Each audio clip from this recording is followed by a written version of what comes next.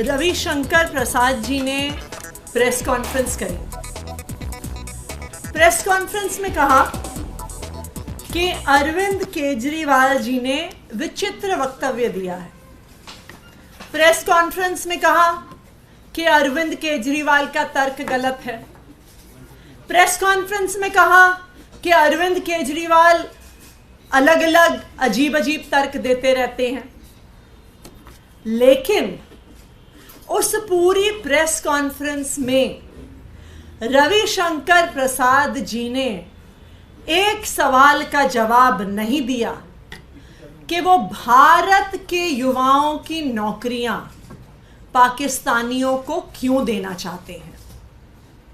रविशंकर प्रसाद जी ने बहुत बड़ी बड़ी बातें करी, लेकिन उन्होंने इस सवाल का जवाब नहीं दिया कि जब हमारे देश में बेरोजगारी चरम पर है, युवाओं की बेरोजगारी का दर 25% है, फ्रेश ग्रेजुएट्स की बेरोजगारी का दर 42% है, तो जो थोड़ी बहुत नौकरियां इस देश में हैं वो उन्हें पाकिस्तान बांग्लादेश के लोगों को क्यों देना चाहते हैं।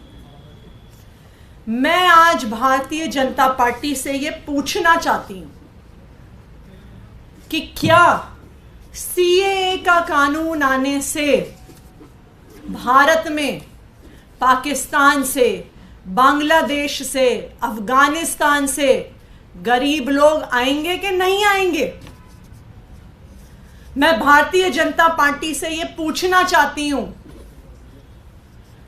कि अगर ये गरीब लोग आते हैं और अगर आप पाकिस्तान, बांग्लादेश, अफगानिस्तान में गरीब लोग जो अल्पसंख्यक हैं जिनके लिए ये सीएए का कानून है, उनकी अगर संख्या देखिए तो ऐसा कहते हैं 3-4 करोड़ के आसपास हैं।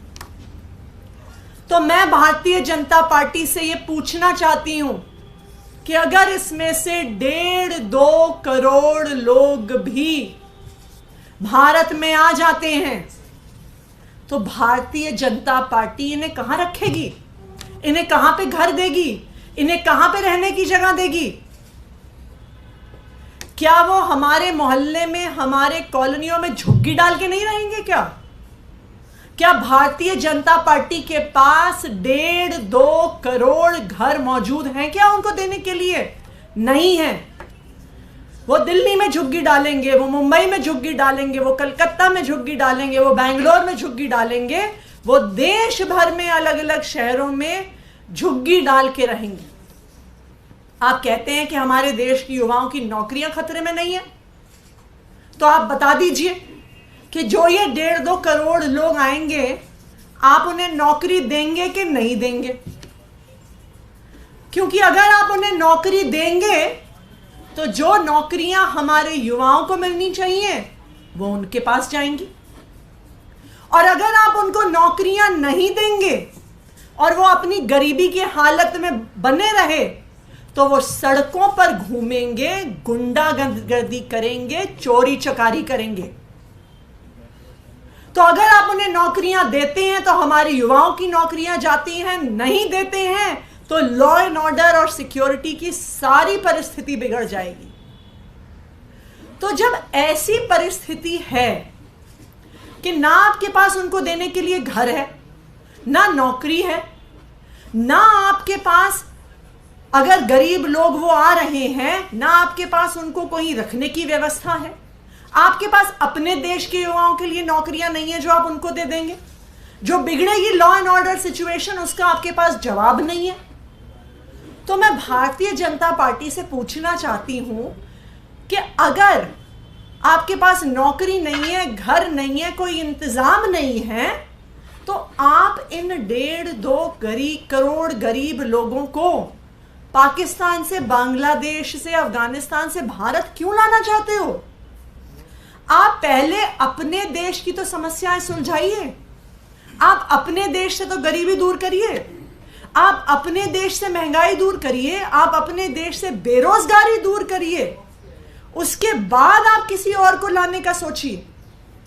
दूसरी बात, आप पूरे दुनिया की इतिहास और राजनीति में देख लीजिए, कोई ऐसा देश नहीं है जो बाकी देशों के गरीब लोगों के लिए अपने दरवाजे खोलता है। पूरी दुनिया में तकरीबन अमीर से अमीर देश हो, वो कोशिश करते हैं कि किसी और देश से गरीब लोग उनके देश में ना आए, क्योंकि फिर उनकी जिम्मेदारी हो जाती है, उनको घर देने की जिम्मेदारी हो जाती है, उनको नौकरी देने की जिम्मेदारी हो जाती है, लॉ एंड ऑर्डर की सिचुएशन मेंटेन करने की जिम्मेदारी हो जाती है। तो भारत को ऐसी क्या आन पड़ी है, भारतीय जनता पार्टी को ऐसी क्या आन पड़ी है, मोदी सरकार को ऐसी क्या आन पड़ी है कि वो बाकी देशों से गरीबों को भारत में लेके आ रहे हैं? क्या वो इसलिए लेके आ रहे हैं कि वो चाहते हैं कि ये 1.5-2 करोड़ लोग उनका वोट बैंक बन जाएं, कि आने वाले चुनावों में इसी वोट बैंक के आधार पर वो चुनाव जीतें? क्योंकि और कोई लॉजिक तो समझ में नहीं आ रहा है। मैं भारतीय जनता पार्टी से यह भी पूछना चाहती हूं कि पिछले कुछ सालों में जो 11 lakh professionals, businessman, high net worth individuals Bharat छोड़कर, भारत की नागरिकता छोड़कर इस देश से बाहर चले गए हैं, आप उनको वापस लाने का क्यों नहीं प्रयास कर रहे?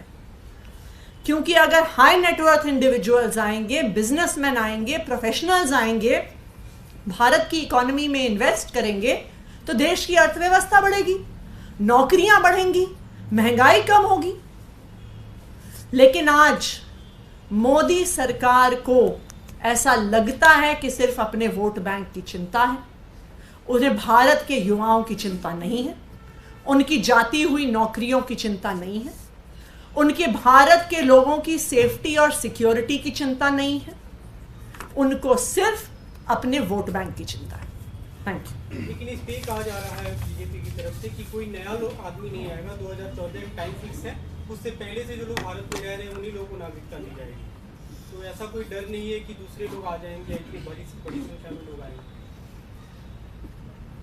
आपने देखा है भारत, दिल्ली में जब चुनाव होते हैं पिछले कई सालों से, तो हर बार अनऑथराइज्ड कॉलोनीज के रेगुलराइजेशन की बात होती है।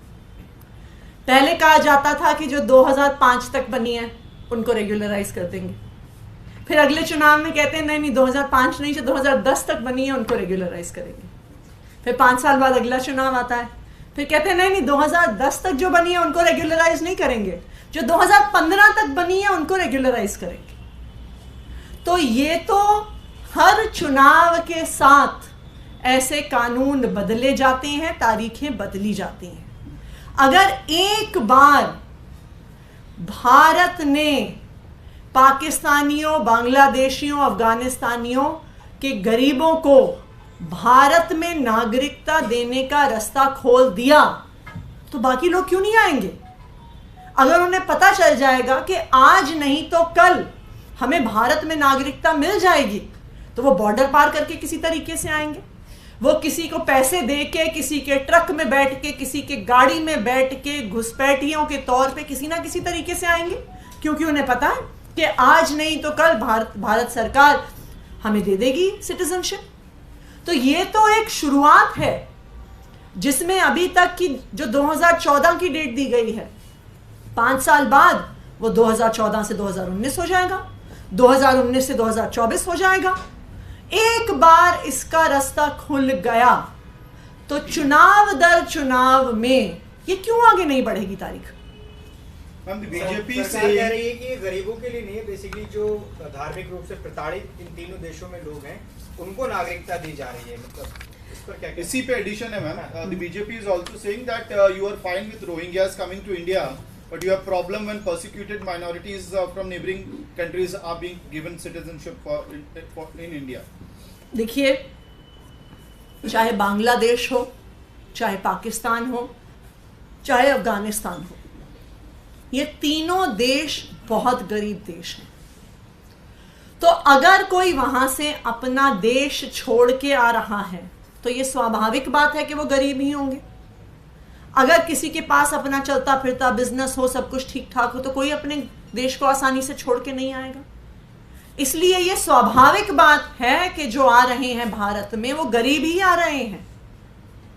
दूसरी बात, ये भारतीय जनता पार्टी कह रही है, सिर्फ मौखिक तौर से कह रही है कि जिनका रिलीजियस परसिक्यूशन हुआ है। आप कानून उठाइए, कहां पे लिखा है उसमें? कानून में सिर्फ और सिर्फ ये लिखा है कि जो इन तीनों देशों के अल्पसंख्यक हैं उनको भारत की नागरिकता दी जाएगी। तो अगर भारतीय जनता पार्टी बार बार ये कह रही है कि जिनका परसिक्यूशन हो रहा है तो कानून में है क्यों नहीं? इसका मतलब साफ है कि भारतीय जनता पार्टी सिर्फ अपना वोट बैंक बना रही है। उनको कोई चिंता नहीं है कि हमारे देश के युवाओं का क्या होगा, उनकी नौकरियां कहां जाएंगी। उनको कोई चिंता नहीं है कि आज हमारे देश के बाद लोगों के पास रहने के लिए घर नहीं है, लेकिन वो करोड़ों लोगों को और भारत में एंट्री दे रहे हैं। उनको कोई चिंता नहीं है कि जब हमारी कॉलोनियों में, हमारे मोहल्लों में ये लोग आके अपनी झुग्गियां डालेंगे तो लॉ एंड ऑर्डर और सिक्योरिटी का क्या होगा।